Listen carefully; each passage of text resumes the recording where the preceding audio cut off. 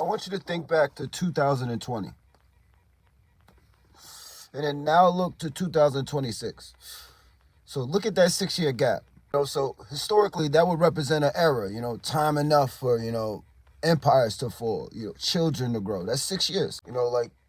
Technologies can revolutionize the world within that time. A lot of different things can happen within that time. Wars can start. 6 years. Yet, in your memory, does it feel like 6 years? Or does it feel like a single gray month? We are experiencing a phenomenon called the Great Acceleration. Conventional science calls this the proportional theory. The idea is, as you age, each year becomes a smaller fraction of your life, thus feeling shorter. But that mathematical code no longer fills the data. The acceleration is becoming extremely apparent. We are seeing teenagers and children beings who should be experiencing time but are slowly complaining that months are vanishing. The quickening is no longer relative. It is objective.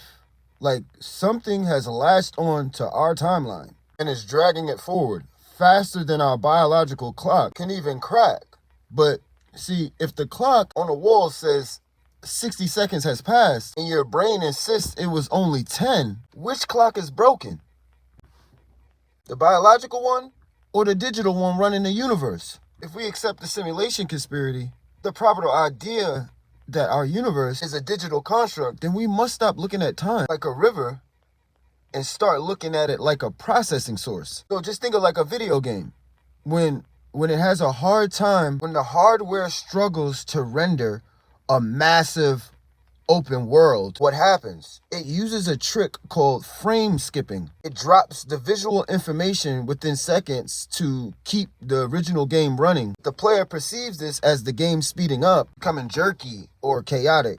See, we are not just getting older. The system is lagging. The simulation is running out of access memory. Just consider the sheer amount of data that humanity generates today, like right now. Now, I want you to compare it to 100 years ago.